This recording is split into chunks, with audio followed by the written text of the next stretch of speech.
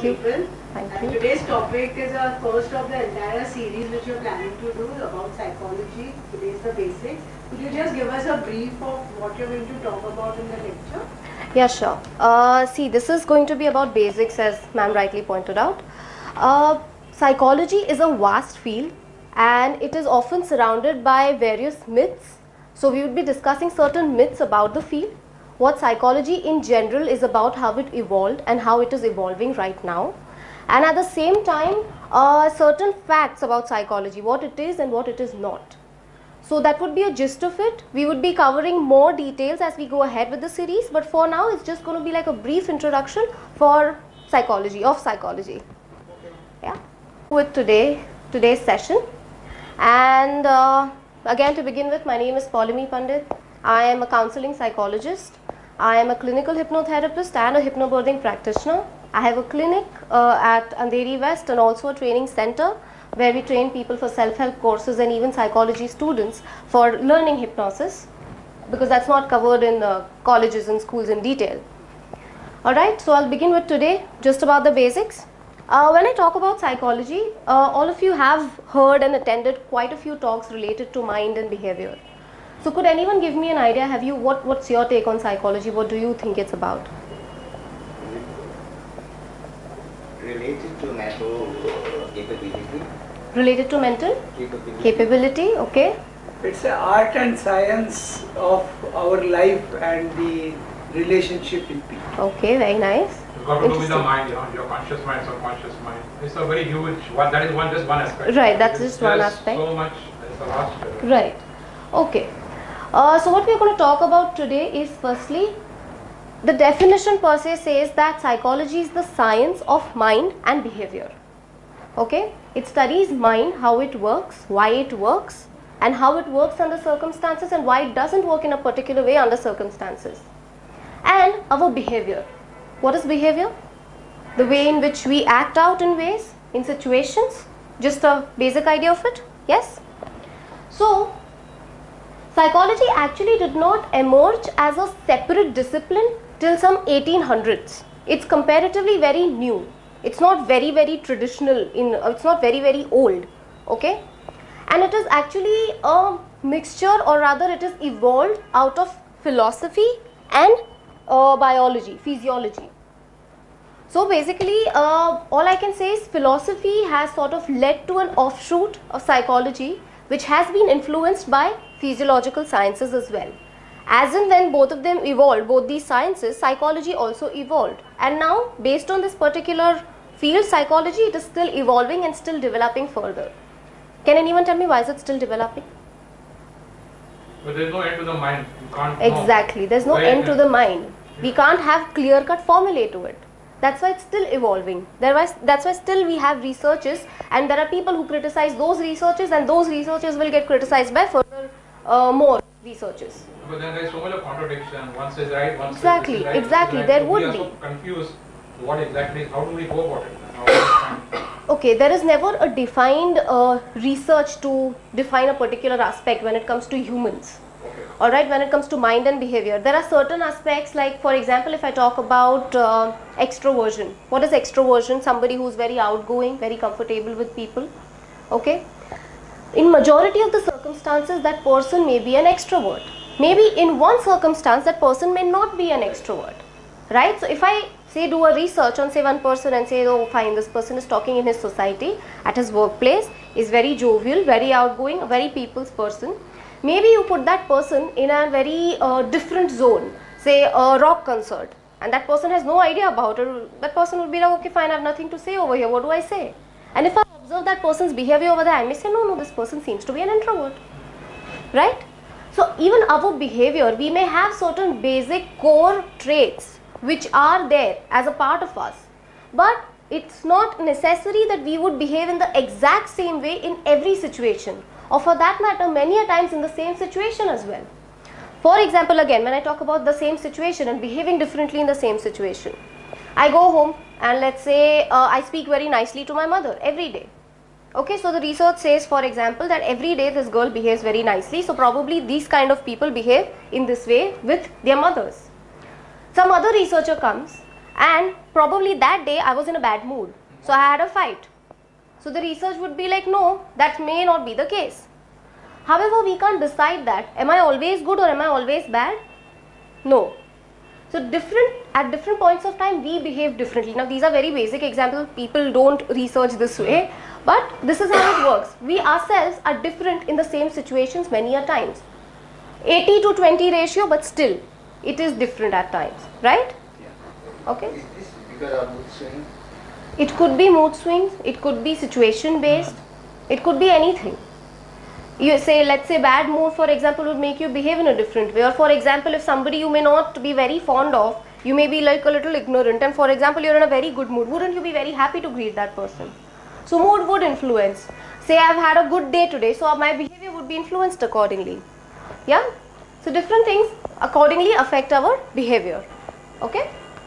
Also earlier the physiology that I spoke about, how psychology is influenced by physiology and physical aspects and all that, the studies of physical aspects, is when the brain was being researched, when people were studying brains, its effect on the behavior, how brain affects certain areas of our life, by certain areas, all the areas of our life, and how it manages our behaviors, our emotions, different parts of the brain, which is where certain aspects were borrowed.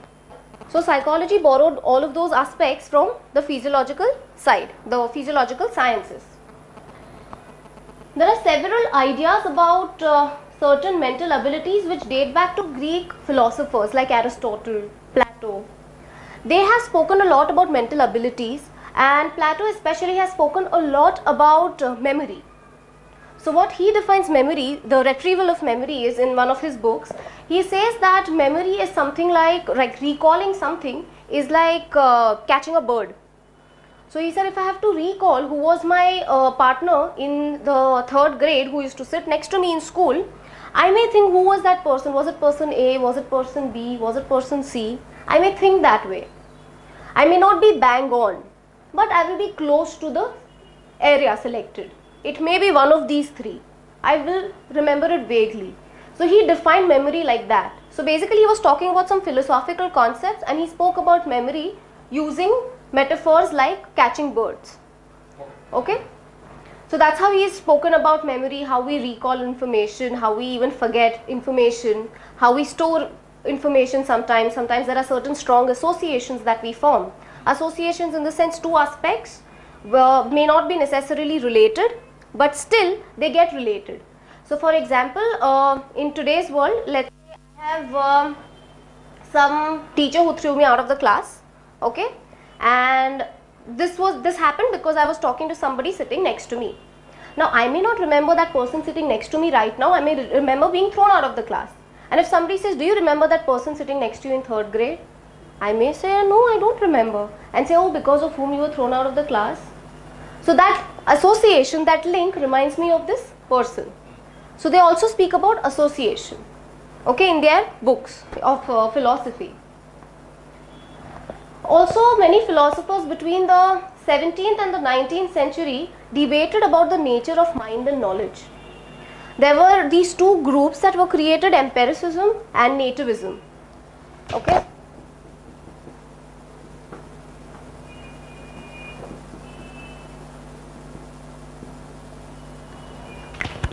So the empiricist view, what they stated was that we are actually a blank slate when we are born. Mind has the ability to learn things, cultivate new habits, new behaviors, and eventually we functions out of those previous experiences. On the other hand, nativism stated that we are actually born with certain abilities, we are programmed or hardwired in a particular way, and we function as per that. So even this debate that goes on, that we are genetically programmed or that environment influences us. So they mentioned that environment plays a huge role. These people mentioned that it's the way we are already born. But that could be right, no? Because if you see Sri Ravi Shankar, he was evolved, he could recite the Bhagavad Gita at the age of 4 or 5. Right, so that is an ability, definitely. Life, so Definitely, that is an ability. That is an ability, no denial in that. But that is coming from the past life, no? It is carried forward. Not How could we have necessarily. learned in just 5 years? You never know, right? We don't know. This is a little different from today's topic, so I won't touch upon it, but I'll touch upon it later for sure. Okay? You can ask questions later after lecture. No, even during the lecture is fine, but as far as it's related to this topic, I'll be able to answer it, because otherwise we'll just drift to a different dimension. Okay? Talking about these two areas, this nature versus nurture debate is still on, where people say the nature is influencing, like we are born that way, where people say no, it's the environment that plays a role. However, it's a mixture of both. So let's say there is a child who has this genetics of being very tall, has genes of being tall and well built. Let's say this person doesn't get good nurturance, good environment to grow in, good food, good nutrition. So the height at which this person can reach physically would not be as much because of the lack of environmental influence. Yes? Do we agree to this? Similarly, let's say somebody is born with a impairment, some physical impairment. That person, if you just see, okay, this person is born with a physical impairment, maybe this person wouldn't succeed that much, but with additional help, additional facilities from the environment, from the nurturers, this person may become very successful. Yeah? So both these aspects play a good enough role. Alright? However, back then this wasn't known, and even today there are certain debates as to which is stronger and which is weaker.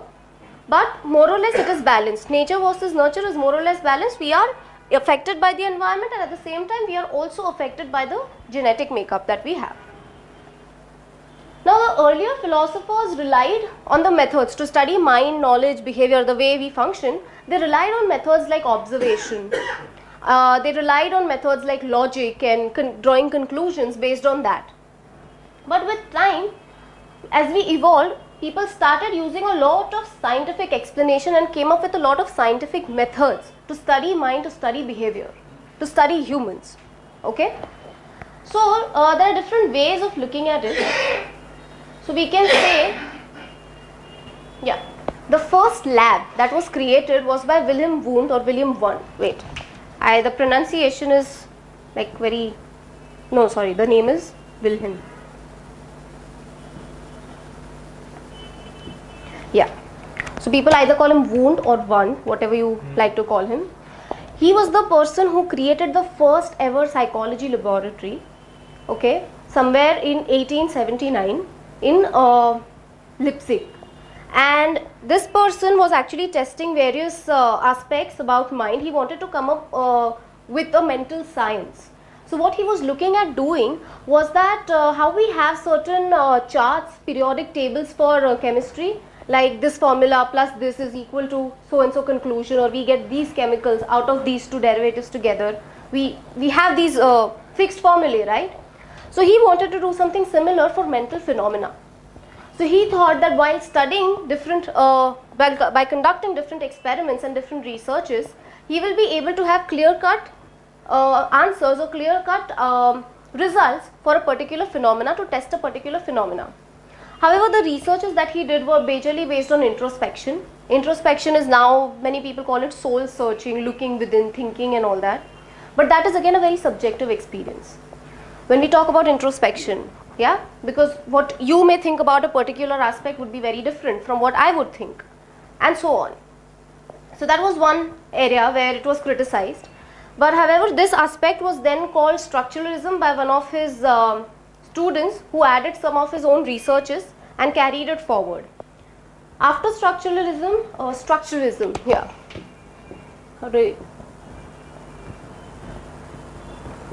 Okay, so this was one phenomena. Then came functionalism. Functionalism was majorly talking about, not about what, not creating mind into specific blocks and sciences like that, like making it like a periodic table, but Mr. James, who was responsible for this, William James, he stated he wants to study how mind works and why it works, rather than the other aspects of it. Okay, so that's where functionalism came. Then came behaviorism. Behaviorism was majorly influenced by various researchers like Pavlov, like Thorndike, and even Mr. Watson and B.F. Skinner. Okay, these people conducted a lot of researches. Earlier researches majorly were conducted on animals. few researches were on human beings, and eventually that stopped and certain principles got applied to human beings as well now on, and they concluded various things, and what they stated was that anything which cannot be tested, measured or quantified should be just removed from psychology, because then behavior is overt behavior, right? We can't be measuring it. So that's what they mentioned. So their views were completely different from the previous views about looking within and how mind works and why it works and all that. They focused majorly on the behavior, on the external part of it. Alright? After which the earlier years, as I mentioned, were majorly dominated by the succession of these kinds of disciplines. Then came various perspectives of psychology, which happened simultaneously. I would just be introducing them separately, which were used for how we go about with understanding mind and behavior again, but in a slightly different way in terms of dealing with people. Okay, this was not all the experiments and researches that were conducted under structuralism, under functionalism were necessarily with human beings, but with animals. But these perspectives that I am talking about include majority of human behavior and mind phenomena. Okay, there are various perspectives to it. One of it is psychodynamic perspective, which is introduced by Sigmund Freud. Psychodynamic perspective talks a lot about id, ego, superego. So in the sense it says that there are three principles in us, in the sense id is like the pleasure principle, our superego is like the moral principle, and our ego sort of balances between the two. So for example, a young child only has id. If I want something, I just want it. So there are certain needs of us which are then curbed by the ego because of the superego, because superego is like our conscience. So I may have a urge of, say, slapping somebody. My ego would say, no, this is not correct to slap somebody. Sorry, my superego would say this is not correct to slap somebody because that's my higher consciousness. And my ego will sort of do the balancing act. Don't slap, but you can definitely give a firm look to that person. So that's a kind of balance that is created. This is psychodynamic, a gist of psychodynamic concept, and there is a lot more to it. But this was very popular in its time when Sigmund Freud had spoken about unconscious experiences or certain earlier experiences influencing people, and he also introduced these concepts of id, ego and superego. Okay, are we good till here? Yeah. Also came, after that came the biological perspective, which focuses a lot on how our physiology is working, like how certain brain structures, certain injuries or certain defects, for the lack of word, in the brain structure lead to certain influences on our emotions and behaviors. So there are various scans that take place, and which is how they diagnose certain issues based on the kind of differences in structures and certain chemicals in the brain, which show that this person may have this issue, this person may not have this problem, and so on. Any questions? Okay. Then also evolutionary perspective, which is actually before all these perspectives, but it is now gaining more and more importance. Evolutionary perspective talks about how certain survival rules that we had are now also, even today, are useful for the purpose of survival and for the purpose of protection. How we behaved in those days and why we still continue behaving in those ways in the earlier days when we weren't as evolved, it still applies, like certain mechanisms like fight and flight mechanisms that come in, which are our survival instincts. So earlier when the survival was more physiological in nature, we would either run or we would either fight, okay, physically. Alright, but today when we talk about fight, flight or surviving, we are majorly dealing with it not necessarily physically but also behaviorally. So let's take an example of this. Okay, so when I spoke about earlier days, what was our threat like? What were the threats like? Animals majorly? Okay. Yeah? In But earlier, bully. sorry? By a school bully, somebody who is bullying you. That is still recent. When we were like not evolved, back in those days where we probably didn't even exist.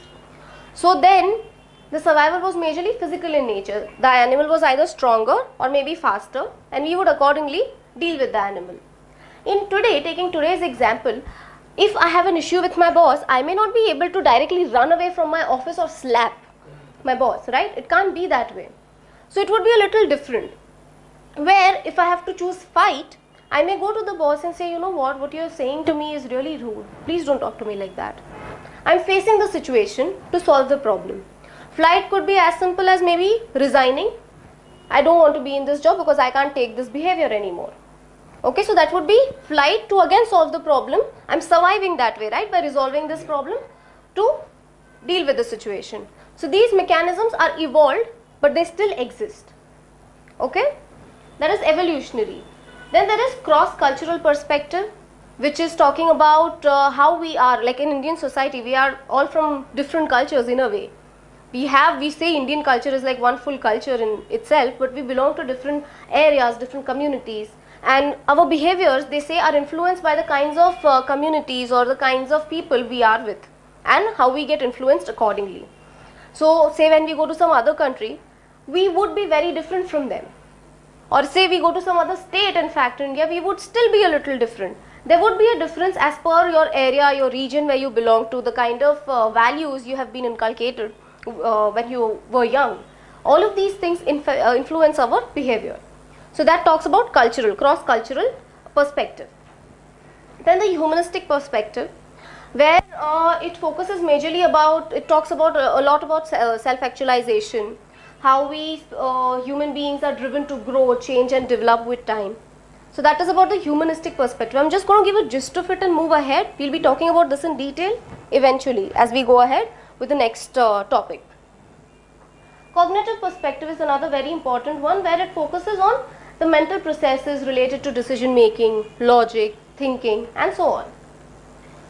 No perspective is good, bad.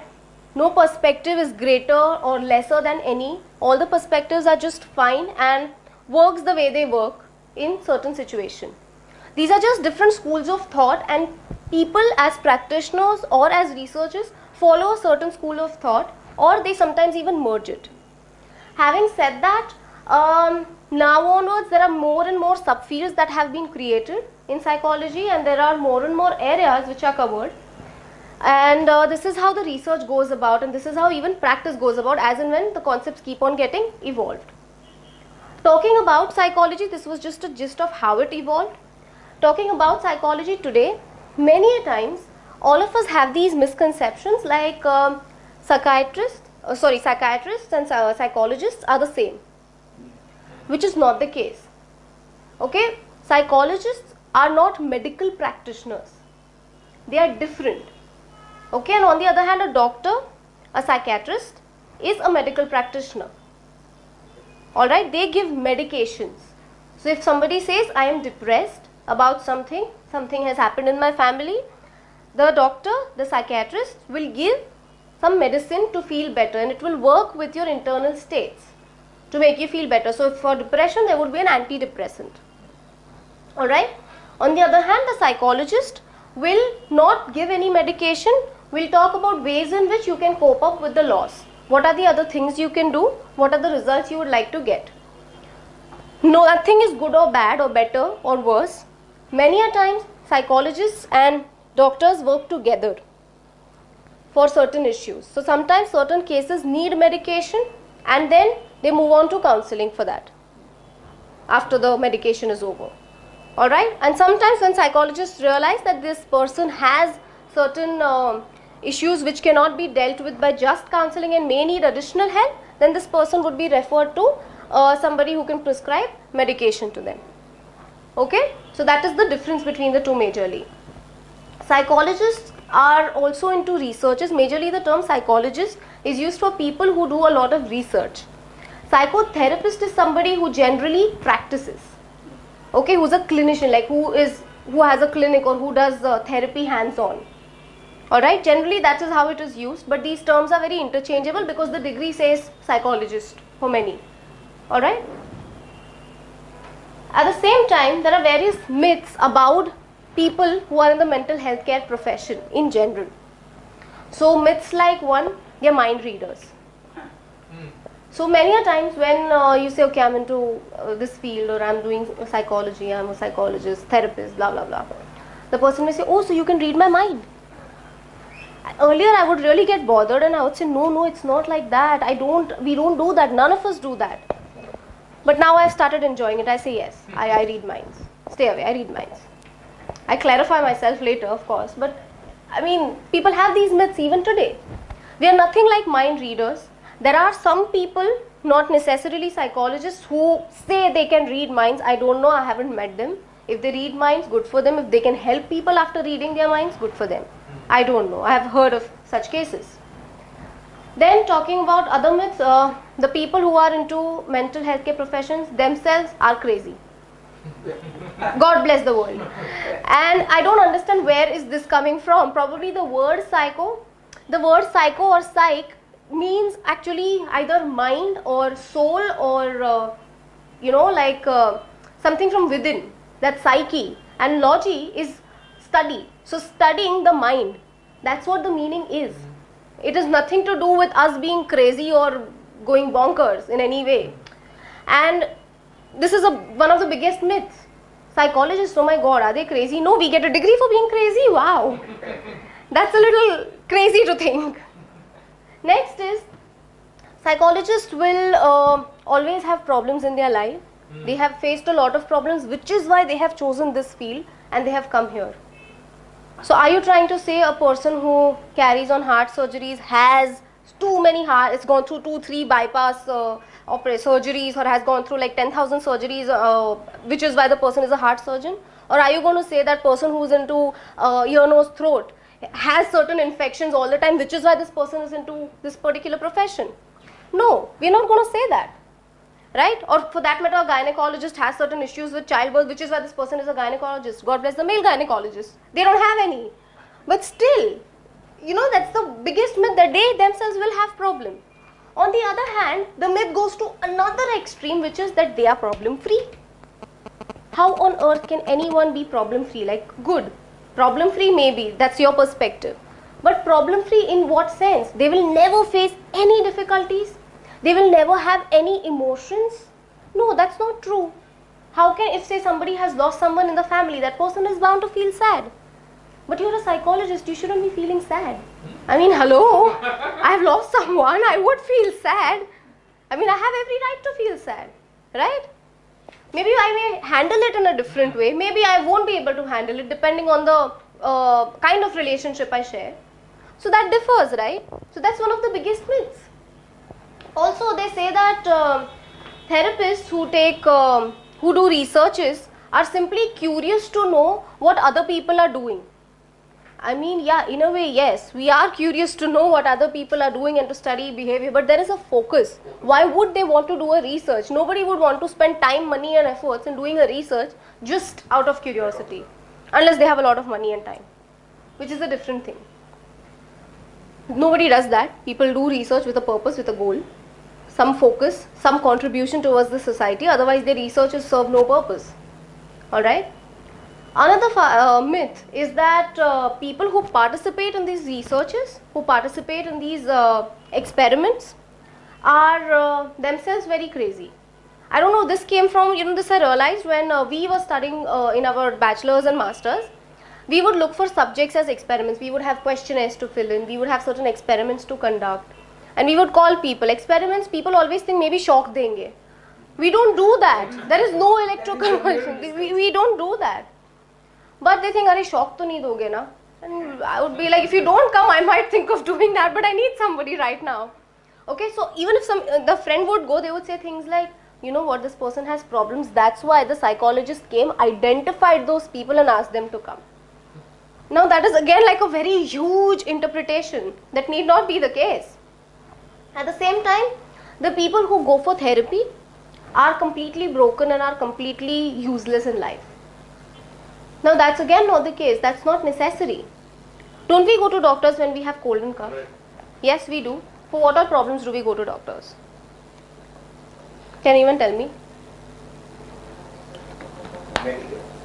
Cold, Like- fever, even the I said cold cough. What else? Any typhoid, cholera, anything. Typhoid, cholera, anything, right? If a person says I have a bad relationship with, say, my mother, and I really need to work upon it, and I want to go to a therapist, what would you think about it, honestly? We may think that this person has some issues, some major issues in life. We are not as biased towards people who have physiological ailments. People say leprosy hai, aisa nahi karna chahiye, we shouldn't be behaving in a bad way to them. So what if this person has cancer? Be very nice to them. Yes, you should, but then be nice to people who are going for therapies as well. It's not maybe physical in nature, but it is mental in nature. So what? Many a times I know this case where this girl was asked where her mother-in-law had certain some mental health condition, and so her parents asked her, "Unko mental health condition hai, you think you can go there?" Now this lady, the mother-in-law, didn't have any violent or harmful mental health care mental condition. It was something which was not very common. And this girl said, if my mother-in-law, my to-be mother-in-law, had she been visually impaired or physically challenged in a way, if she didn't have an arm or a leg, would you have asked me the same question? The parents said no. She said, why would you ask me here? Just because it's a mental ailment, it's a problem in the mind, why is it an issue with people? We still have so much stigma associated to it. Thanks to the media, even mental stigmas are portrayed in a very different way. Even things like when people, would they dare to crack jokes on people who are visually impaired or who have lost their limbs? They wouldn't crack jokes, but they crack jokes on people who say have schizophrenia or who say probably stammer or who have certain other issues. Yeah, there are jokes like that. Which is why many a times people are biased towards people who have mental health issues. It's just like if you can go to a doctor for cold and cough after taking haldi ka doodh and after having all the homemade remedies, you would visit somebody who's a specialist in that area. What's the harm? But people still have so much stigma. Many a times people go to therapists and say, "Mere ghar pe na kisi ko batana mat that I've come here. Don't tell anybody." So there are like these spoken contracts that if you see me or if we bump into each other in the market, provided they're in the same area, don't say hello to me. Nobody should know that I come and visit you. That is the case. I mean, therapists do listen to them and they abide by it so that they don't stop coming and continuing the course of treatment. But still, it is there. Kisi ko batana mat. You know, people will think I'm crazy or people will think I'm not good enough. The fact is not about not being good enough. You work perfectly fine. It's just that there is slight modification which is needed because you think the modification is needed. It's like, I'd given this example earlier also. If I get down over here and somebody says, you know, सीधा 5 minute चलना और station मिल जाएगा. I may go down, take a left and start walking for 5 minutes. I'll be like, station तो आया ही नहीं. Wouldn't I ask for direction? Could you tell me, नहीं पीछे है station. Station is not here. Wouldn't people tell you that much? Are we ashamed to do that? We aren't, right? So why are we ashamed to go to a therapist? Or why are we ashamed to go to any other specialist for this? There's no need. So that's what therapists do, just that much. Okay, supporting people, assisting people in finding their own way, the way they have decided, the way they have chosen. It is nothing close to advising. Nobody advises anybody here. That I think, you know, you should go and tell this person, I will hit you if you do this. No, nobody says that. It's your choice. It's just an assistance that is given. It's like doctors give medication, right? If you don't take the medication, you will not get cured. Simple. Similarly, you take that assistance, you decide how you want to go about it.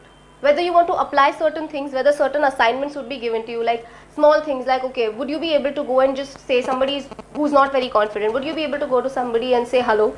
Or just speak to this person whom you haven't spoken to in years and speak to that person for 2 minutes? Would you be able to do that? It's your choice whether or not you want to do it. Such simple tasks are to be done, and it's nothing like, oh my god, if this person has confidence issues. So many people have confidence issues. So many people have fear of public speaking. So many people have fear of things like cockroaches and lizards. There are so many things. But yet, nobody wants to get rid of them. Sometimes it's not even important. Like if lizard is doing nothing to you, you don't have anything to do with it, I get it. Have lunch with the lizard or run away, do whatever. But if there are certain things which you'd like to work upon, it can be as good as self-improvement, performance enhancement, which can be done. Talking about these facts, talking about these myths, also there are many other myths that people who go to a therapist should be very careful. It's very unsafe to see a therapist. Unsafe because घर की बात थोड़ी बाहर करते हैं, जाके सबको बता देंगे. No, the primary thing that we learn from day one is confidentiality.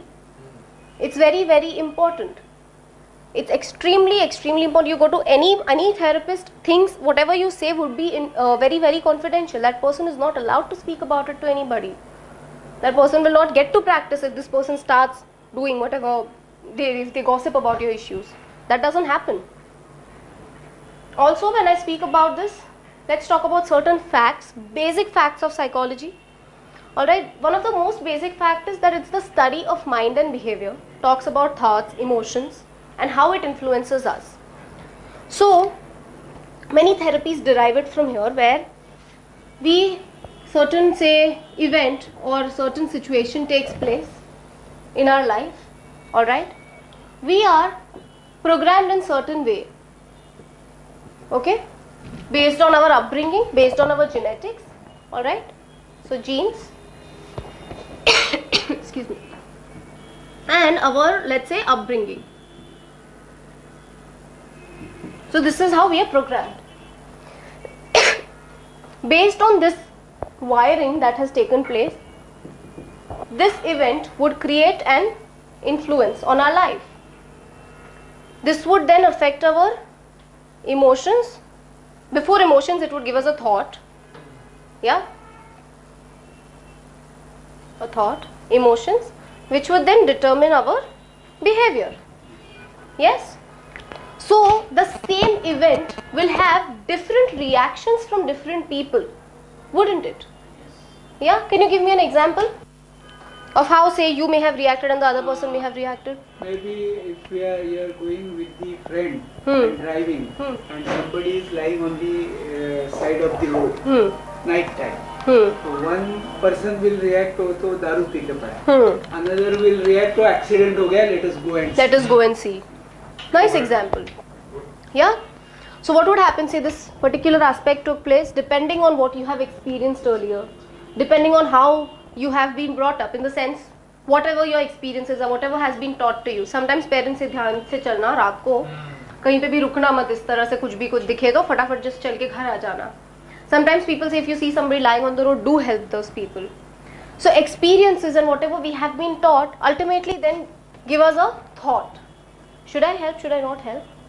Depending on this we get thoughts, which is where we get emotions after that. Okay, so this thought that this person must be drunk, the emotion would be maybe fear, pata nahi kya karega, or maybe anger, oh God, these people, and which will determine a behavior, either walk away or maybe just tell this person, hey, kya kar raha hai idhar, what are you doing here? Yeah, or if the thought is like probably this person isn't help, this person has met with an accident, the emotion would be probably say worry, concern, yeah, and the behavior would be probably going to that person, whatever the result is, good, bad, but this is the cycle that influences things, which will in turn influence the event, whatever the event is, which again goes about round and round in the circle. That's how we all function, and all of us have a different kind of programming within us, very different from one another. Even twins will have a different way of programming. Can anyone tell me how and why?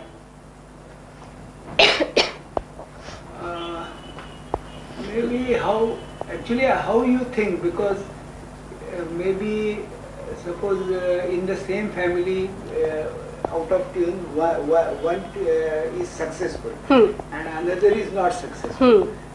One twin may one boy may think that father is like that, so suppose he is drunkard, alcoholic. So I will be also in the same. Another twin may think he is drunkard, he is not looking after, so I should look after, so I should progress. So maybe different. Yeah, so different perspectives that way. Very true. Different perspectives that way. Two different Two different minds. The way we, like even twins with the same genetics same. would have something different, right?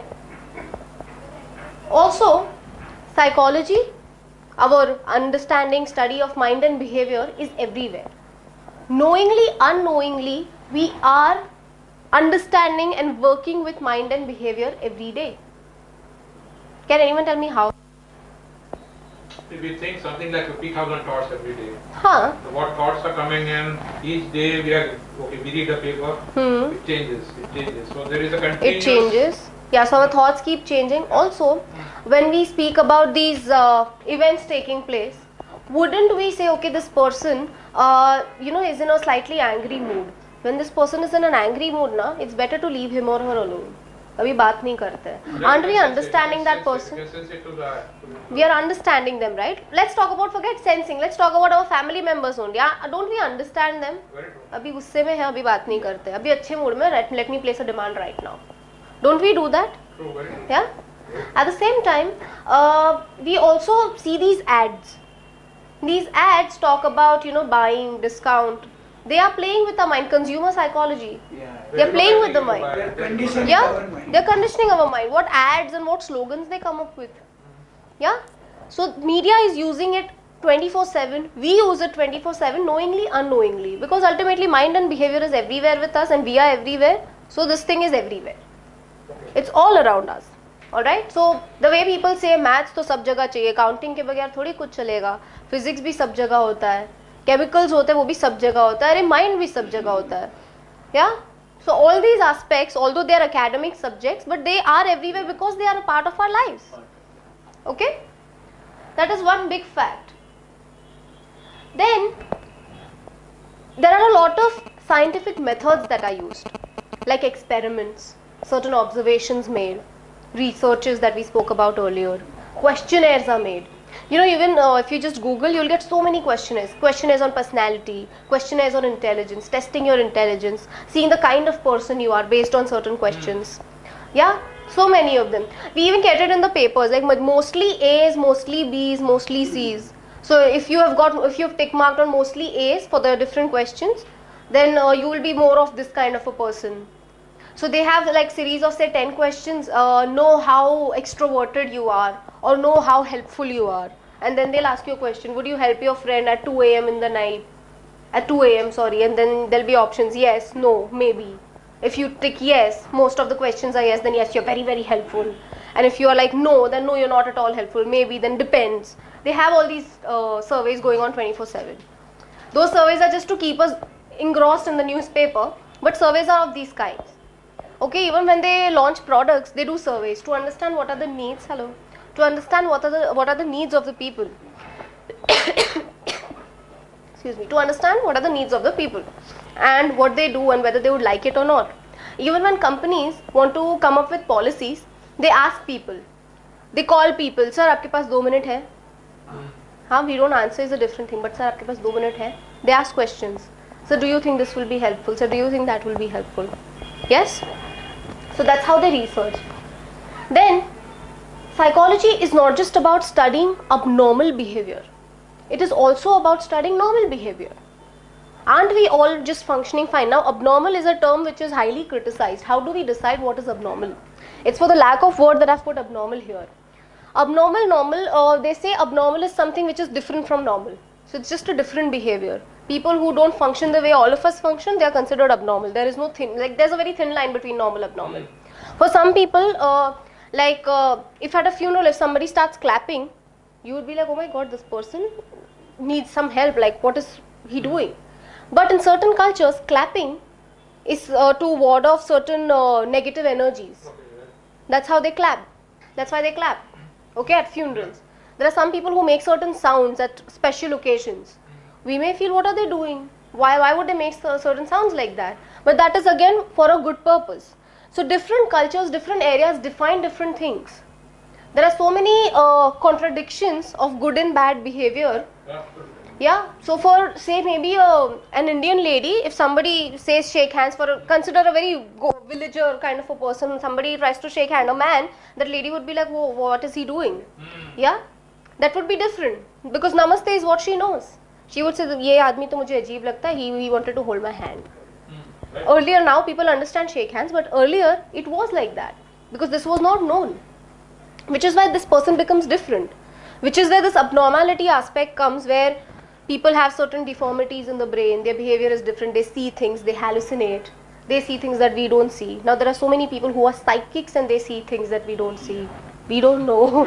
So God bless them. So it's, we can't define. And that sometimes mental illness will be termed as a psychic. God bless Illusion them. will be psychic. God bless them. They see things as far as it's doing good. God bless them. Yes, absolutely. Yeah, so that is one. So it studies everything, and also it has theory as well as it studies day-to-day experiences. Now people say kitna theory hota hai. Students especially complain that so much theory, theory after theory. They keep on concluding. The books keep on getting thicker. Our books are as good as assault weapons. I can really kill somebody if I throw that book on that person. One book is enough. It's that big because there are so many things being researched every now and then. Some are discarded, of course. Some are still there.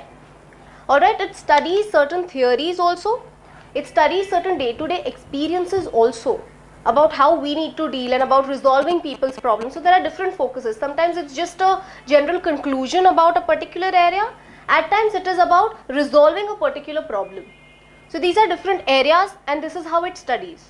Okay, that's a very research based and very different area that I'm talking about. Okay.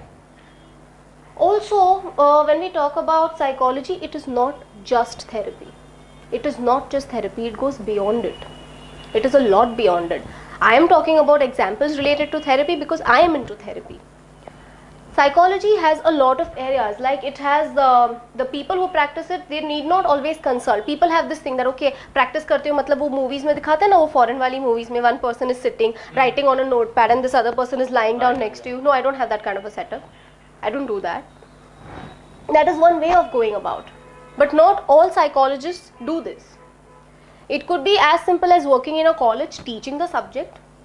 It could be something like working in a hospital where they are taking care of people who have certain severe disorders. Okay. It could be as simple as being in an NGO.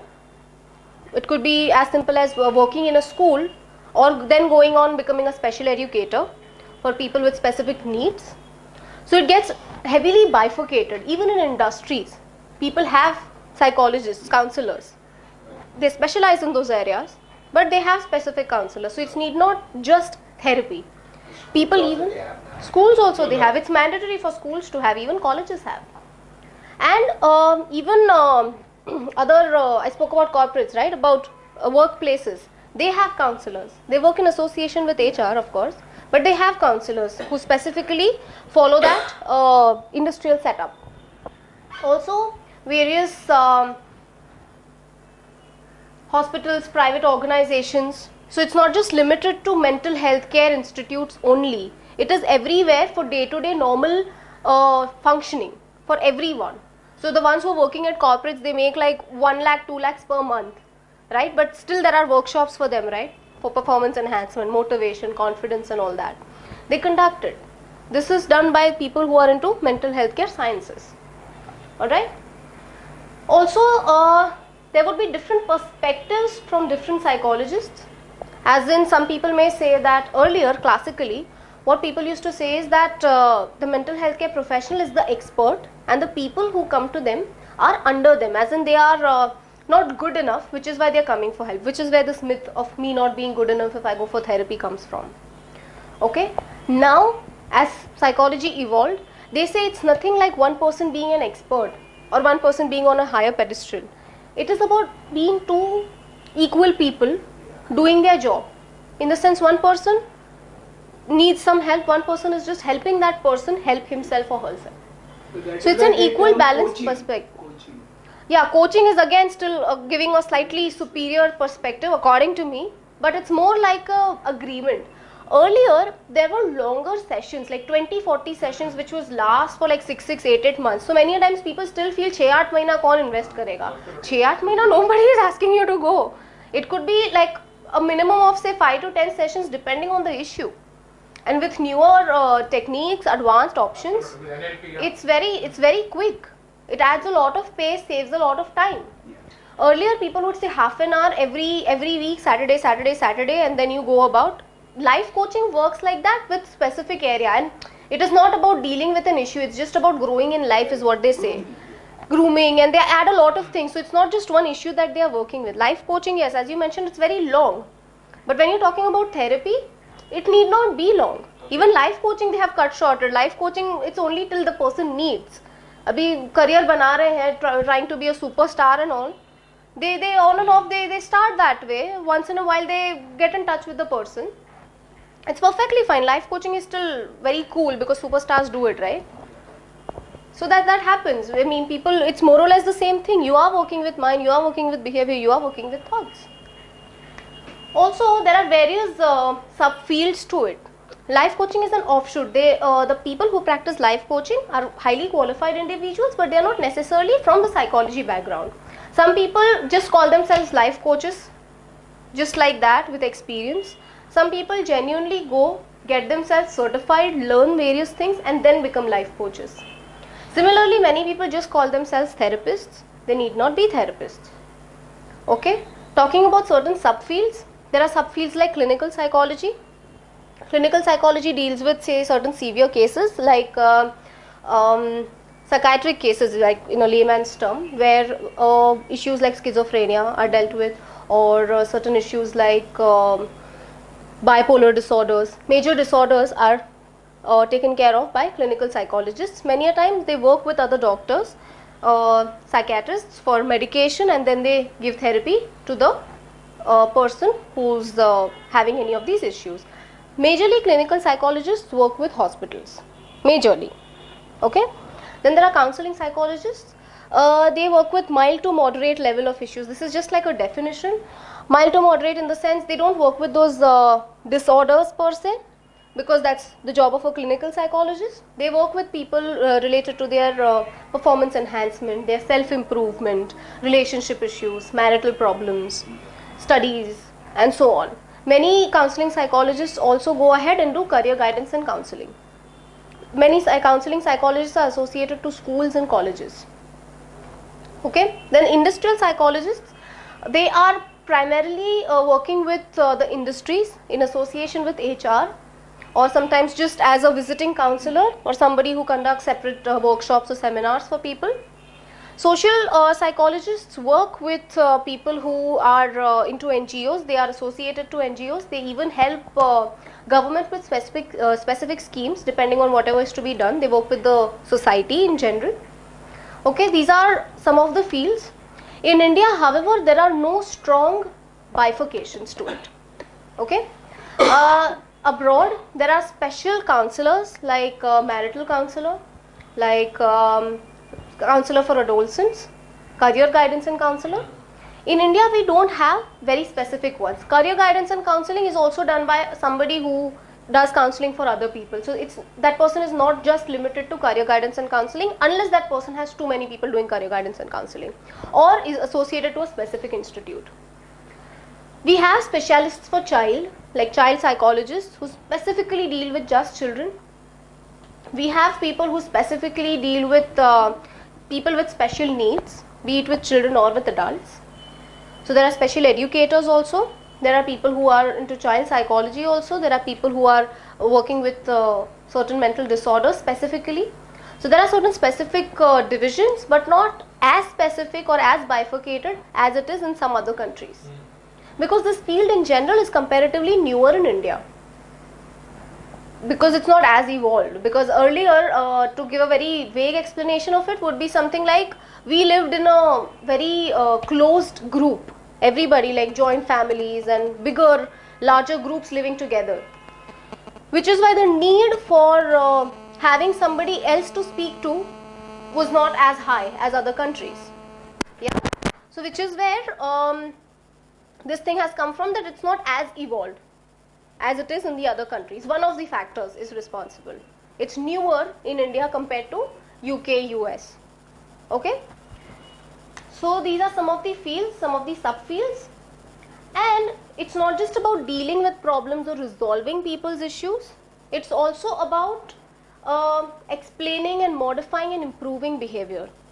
Many a time psychologists use certain diagnostic tools to determine a particular behavior. Okay, many times people don't use diagnostic tools in the sense questionnaires or tests, but they do it via questioning, or maybe a combination of both, questioning as well as using certain tests.